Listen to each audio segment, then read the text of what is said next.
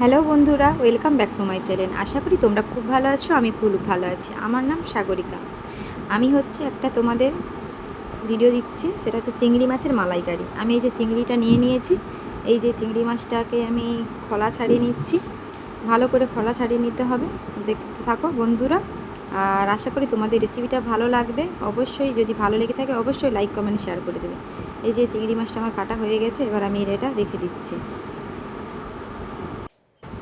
এবার আমার সব চিংড়ি মাছগুলো কাটা হওয়ার পরে আমি ভালো করে একটা ফ্রেশ পাটি নিয়ে তাতে জল দিয়েছি, জল দিয়ে একটা একটা করে ভালো করে ধুয়ে নিচ্ছি। এই দেখো চিংড়ি মাছগুলো আমার ধোয়া হয়ে যাচ্ছে। এবার আমি চিংড়ি মাছগুলো ধুয়ে আর একটা বাটিতে রাখছি। ওইখানে একটা বাটি আছে, সেই বাটিতে রাখছি। এই যে চিংড়ি মাছগুলো ধোয়া হয়ে গেছে, বাটিতে রেখে দিচ্ছি। এবার আমার পেঁয়াজ কাটা হয়ে গেছে, এবার টমেটো নিচ্ছি, টমেটো এবার কাটছি।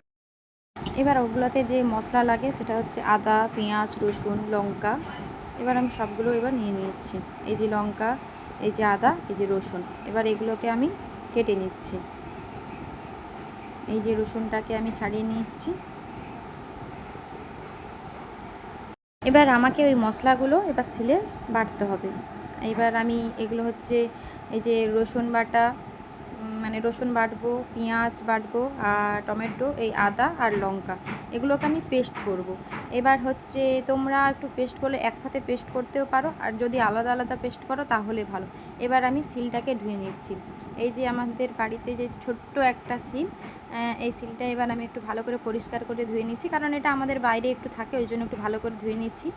এবার সিলেতে আমি এবার পেঁয়াজ দেবো। আমি একটা একটা করে বাড়ছি, একসাথে বাড়তে পারছি না, এই জন্য কম কম করে প্রথমে একটা গোটা পেঁয়াজ নিয়েছি, সেটাকে এবার বাড়বো আমি। এই যে পেঁয়াজটা, এই পেঁয়াজটা এবার আমি বাড়ছি। এবার সব বেটে নেব। এই যে এটা হচ্ছে রসুন পেস্ট, এটা হচ্ছে পেঁয়াজ পেস্ট, এটা হচ্ছে টমেটো পেস্ট, এটা হচ্ছে আদা পেস্ট, এই যে শুকনো মানে কাঁচা লঙ্কা দিয়েছি। এবার আমি যে বাটিতে করে যে চিংড়ি মাছগুলো ধুয়ে রেখেছিলাম তাতে আমি হালকা করে একটু হলুদ দিচ্ছি।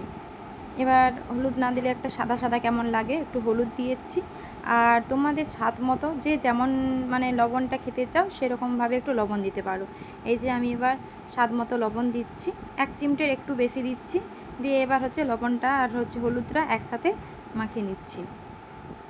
এবার মাখিয়ে নিয়ে আমি 2 মিনিট রাখবো, কারণ কেন, এতে লবণটা একটু ঢুকলে ভালো লাগবে, স্বাদটা খুব সুন্দর আসবে। এবার আমি গ্যাসেতে একটা প্যান বসিয়ে দিচ্ছি। এবার আমি গ্যাসটা অন করছি। এই যে আমি গ্যাসটা অন করা হয়ে গেছে। এবার একটু তোমরা যদি সরষের তেল দাও, আমি সরষের তেল একটু দিচ্ছি হালকা করে। আর চিংড়ি মাছ এমন একটা জিনিস, ওতে বেশি তেল লাগে না, অল্প করে তেল দিলেই হবে। এই দেখো, এইবার আমি হচ্ছে সসপ্যানটা একটু তাপ দেবে যাচ্ছে। এবার একটু তেবে গেলে এবার এই যে সরষের তেল আমি একটু দিচ্ছি, বেশি না, অল্প করে সরষের তেল দিচ্ছি। সরষের তেলটা এবার হচ্ছে একটু নাড়াচাড়া করে দিচ্ছি। একটু গরম হয়ে আসলে, যখন দেখছো যে সরষের তেলটা গরম হয়ে গেছে দেখে মনে হচ্ছে, এবার তার মধ্যে এবার আমি কি করব, এই যে চিংড়ি মাছগুলো যে রেখে দিয়েছিলাম 2 মিনিট মানে হলুদ আর হচ্ছে লবণ মাখিয়ে, সেই চিংড়ি মাছগুলোকে এবার এই তেলটাতে দিয়ে দিচ্ছি। দেখো, এবার চিংড়ি মাছগুলো আমি একটা একটা করে তেলে দিচ্ছি। অবশ্যই তোমরা জানাবে আমার এই ভিডিওটা তোমাদের কেমন লেগেছে।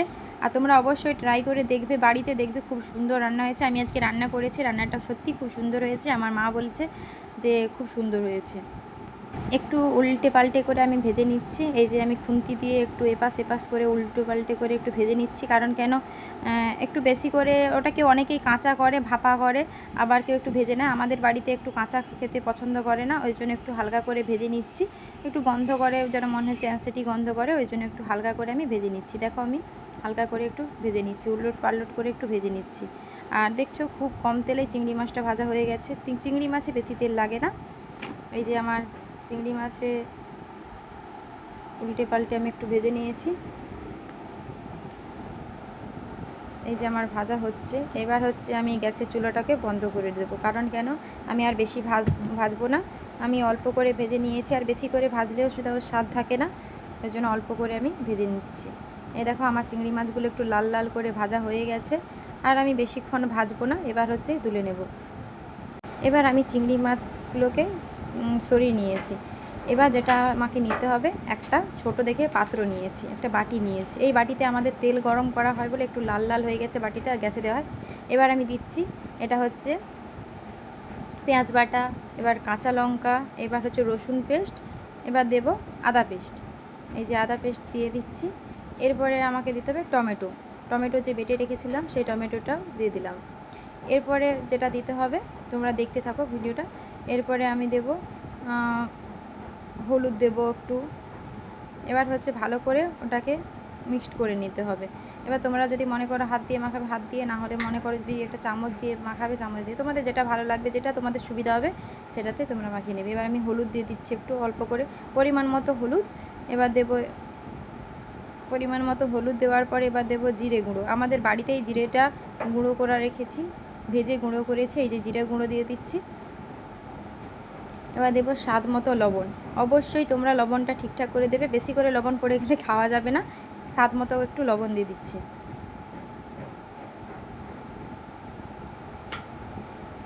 এবার লবণের পরে স্বাদ মতো লঙ্কা গুঁড়ো। এবার আমাদের বাড়িতে লঙ্কাটা ঝালটা বেশি খাওয়া হয় বলে আমি 2 চামচের একটু কম দিয়েছি, 2 চামচের কাছাকাছি লবণ। এবার হচ্ছে লঙ্কা গুঁড়োটা দিয়ে দিয়েছি। এবার লঙ্কা গুঁড়ো দেওয়ার পরে আমার লঙ্কা গুঁড়ো এবার দেওয়া হয়ে গেছে। এবার একটা আমি কাঠ ছাল দিচ্ছি। তোমরা যদি কেউ মনে করো ওটা হচ্ছে গুঁড়ো করেও দিতে পারো, আর কেউ যদি মনে করো না আমি হচ্ছে গোটা দেবো, গোটা দিতে পারো। আমি এটা এখানে গুঁড়ো ব্যবহার করলাম না, আমি এটা গোটা ব্যবহার করেছি। এলাচ, দারচিনি, লবঙ্গ আর তেজপাতা দিতে পারো তোমাদের। এতে যদি নারকেলের যদি রস দেওয়া হয় তাহলে তো আরও খুব সুন্দর। নারকেল আমাদের বাড়িতে নেই বলে নারকেলটা দিচ্ছি না এখন, পরের ভিডিওতে দেখব। এরপরে সরষের তেল বা রিফাইন তেল তোমাদের যেটা মনে হবে তোমরা সেটা দিতে পারো। এবার আমি এটাতে আছে মানে গ্যাসের যে চুলোটা আছে চুলোটা এবার জ্বালাবো। আমি বেশি এবার উনুনে রান্না করি, আজকে একটু সময় নেই বলে আমার কাছে, আমি ওই জন্য আজকে গ্যাসে রান্না করেছি। আমার উনুনে রান্না করতে ভালো লাগে, অবশ্যই তোমাদের আমার উনুনটা দেখাবো তোমাদেরকে। এবার আমি গ্যাসটা জ্বালিয়ে গ্যাসেরতে এবার সেই উপকরণগুলো দিয়ে দিলাম। এরপরে হচ্ছে তোমরা কি করবে, ওতে একটা একটা করে চিংড়ি মাছ দিয়ে দেবে। এবার আমাদের বাড়িতে একজন খাওয়া হবে বলে একজনের মাপে আমি চিংড়ি মাছ নিয়েছি, 7-8টা নিয়েছি। তোমাদের এবার পরিবারে যে যেরকম খায় চিংড়ি মাছ, 2 জনের বা 3 জনের কাছাকাছি রাঁধবে, তখন একটু পরিমাণটা একটু বাড়িয়ে দেবে মশলাগুলোর, এবার রেডি হয়ে যাবে। এবার আমি চিংড়ি মাছগুলো এক এক করে দিয়ে দিচ্ছি। চিংড়ি মাছ দেওয়ার পরে দেখো এবার সাইডে দেখো আমার ফুটতে আছে, মানে ফোটা শুরু হয়ে গেছে। আমি তোমাদেরকে আবার 5 মিনিট পরে দেখাবো কীরকম অবস্থায় আছে। চলে এলাম 5 মিনিট পরে। 5 মিনিট পরে দেখো কালারের রঙটা খুব সুন্দর হয়ে গেছে, কালারটাও খুব সুন্দর লাগছে। এবার একটু তোমরা যদি মনে করো যে একটু জল দেবো, মাখা মাখা একটু মতো খেতে চাও তাহলে ঠিক আছে, এটাই নামিয়ে নিতে পারো। আর যদি বলো জল দিতে চাও জল দেবে। আমি আর লবণ দিচ্ছি না, কারণ আমি ঠিকঠাকই লবণ দিয়েছি, আমি চেখে দেখেছি লবণটা আমার ঠিক হয়েছে, আমি আর লবণ দিতে যাচ্ছি না। দেখো এই রেসিপিটা আমি করেছি, তোমাদের যদি ভালো লেগে থাকে অবশ্যই লাইক কমেন্ট শেয়ার করে দেবে এবং পাশে থাকবে, চ্যানেলটা একটু সাবস্ক্রাইব করে দেবে। তোমরা যদি নতুন নতুন যদি এরকম ভিডিও পেতে চাও অবশ্যই আমার চ্যানেলটাকে সাবস্ক্রাইব করতেই হবে তোমাদেরকে। আর তোমরা যদি বলো দিদিভাই আরও কিছু রান্নার ভিডিও দাও, তোমরা অবশ্যই কমেন্ট করে জানো কী রান্নার ভিডিও তোমরা দেখতে চাও। অবশ্যই আমি যদি জানি, মানে আমার জানা থাকে তাহলে অবশ্যই তোমাদেরকে ওরকমই ভিডিও দেবো।